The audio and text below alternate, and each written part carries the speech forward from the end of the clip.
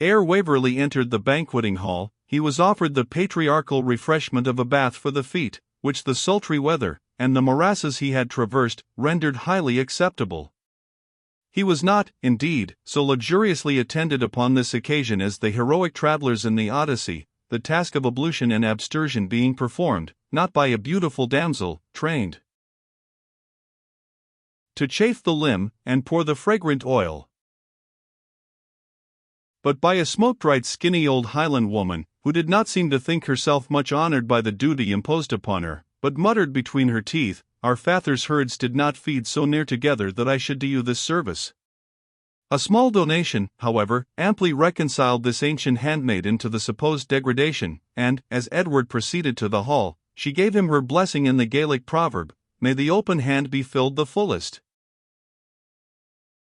The hall, in which the feast was prepared, occupied all the first story of Ian Nan Chaistel's original erection, and a huge oaken table extended through its whole length. The apparatus for dinner was simple, even to rudeness, and the company numerous, even to crowding. At the head of the table was the chief himself, with Edward, and 2 or 3 Highland visitors of neighbouring clans, the elders of his own tribe, wadsetters and tacksmen, as they were called, who occupied portions of his estate as mortgagers or lessees, sat next in rank. Beneath them, their sons and nephews and foster brethren, then the officers of the chief's household, according to their order, and lowest of all, the tenants who actually cultivated the ground. Even beyond this long perspective, Edward might see upon the green, to which a huge pair of folding doors opened, a multitude of Highlanders of a yet inferior description, who, nevertheless, were considered as guests, and had their share both of the countenance of the entertainer and of the cheer of the day. In the distance, and fluctuating round this extreme verge of the banquet, was a changeful group of women, ragged boys and girls, beggars, young and old, large greyhounds, and terriers, and pointers, and curs of low degree, all of whom took some interest, more or less immediate, in the main action of the piece. This hospitality, apparently unbounded, had yet its line of economy. Some pains had been bestowed in dressing the dishes of fish, game, etc., which were at the upper end of the table, and immediately under the eye of the English stranger. Lower down stood immense clumsy joints of mutton and beef, which, but for the absence of pork, 21, abhorred in the Highlands, resembled the rude festivity of the banquet of Penelope's suitors. But the central dish was a yearling lamb, called a hog in harst, roasted whole. It was set upon its legs, with a bunch of parsley in its mouth, and was probably exhibited in that form to gratify the pride of the cook, who piqued himself more on the plenty than the elegance of his master's table. The sides of this poor animal were fiercely attacked by the clansmen, some with dirks, others with the knives which were usually in the same sheath with the dagger, so that it was soon rendered a mangled and rueful spectacle. Lower down still, the victuals seemed of yet coarser quality, though sufficiently abundant. Broth, onions, cheese, and the fragments of the feast regaled the sons of Ivor who feasted in the open air. The liquor was supplied in the same proportion, and under similar regulations. Excellent claret and champagne were liberally distributed among the chief's immediate neighbors, whiskey, plain or diluted, and strong beer refreshed those who sat near the lower end. Nor did this inequality of distribution appear to give the least offense.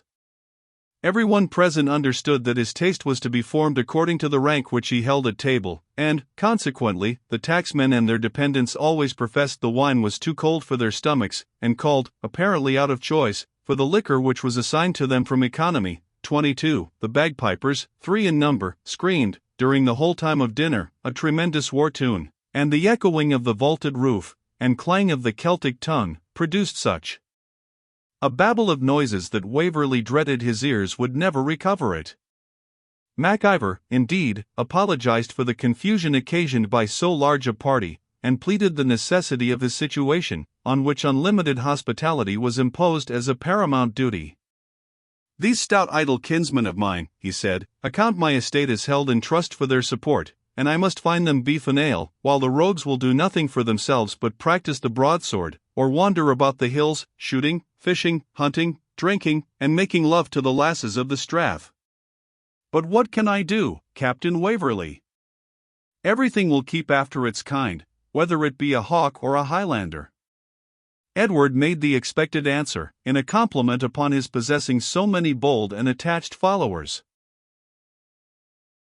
"Why, yes," replied the chief, "were I disposed, like my father, to put myself in the way of getting one blow on the head, or two on the neck, I believe the loons would stand by me.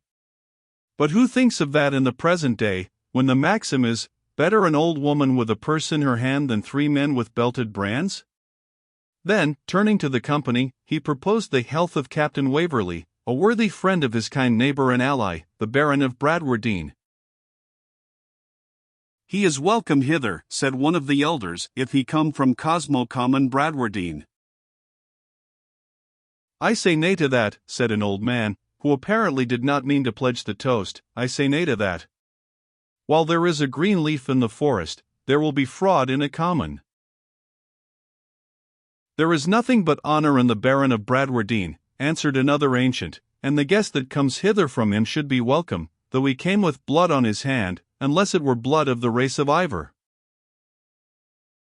The old man whose cup remained full replied, "There has been blood enough of the race of Ivor on the hand of Bradwardine."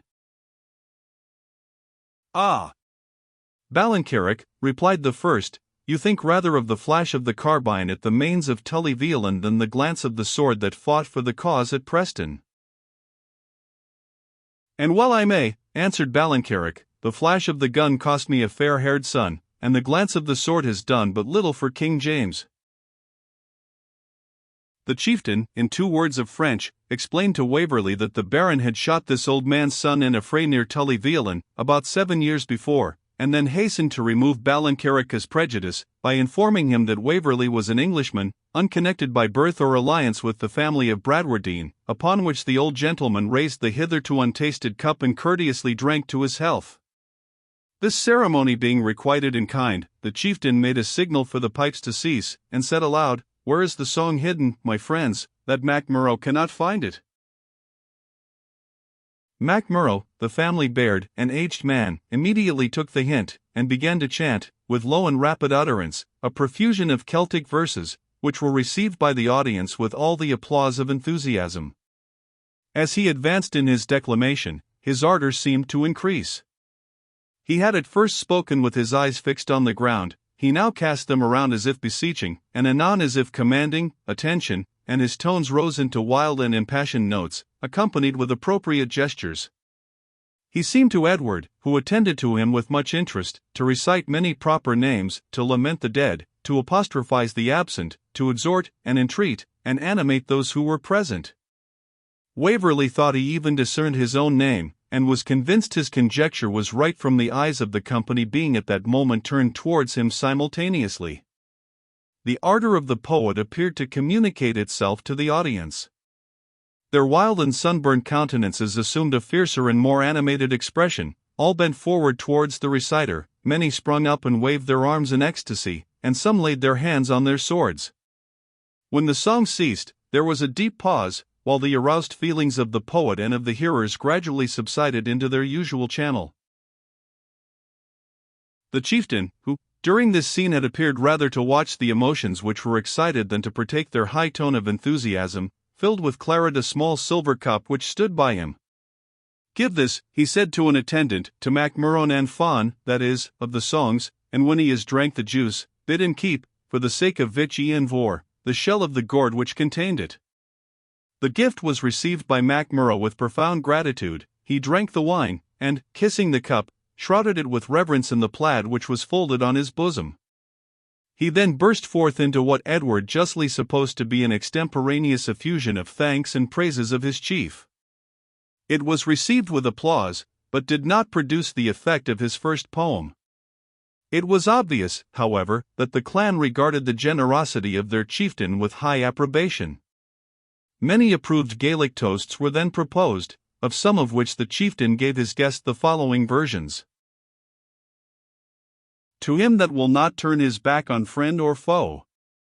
To him that never forsook a comrade. To him that never bought or sold justice. Hospitality to the exile, and broken bones to the tyrant. The lads with the kilts. Highlanders, shoulder to shoulder, with many other pithy sentiments of the like nature. Edward was particularly solicitous to know the meaning of that song which appeared to produce such effect upon the passions of the company, and hinted his curiosity to his host. "As I observe," said the chieftain, "that you have passed the bottle during the last 3 rounds, I was about to propose to you to retire to my sister's tea-table, who can explain these things to you better than I can. Although I cannot stint my clan in the usual current of their festivity, yet I neither am addicted myself to exceed in its amount, nor do I," added he, smiling, "keep a bear to devour the intellects of such as can make good use of them." Edward readily assented to this proposal, and the chieftain, saying a few words to those around him, left the table, followed by Waverley. As the door closed behind them, Edward heard Vich Ian Vor's health invoked with a wild and animated cheer, that expressed the satisfaction of the guests and the depth of their devotion to his service.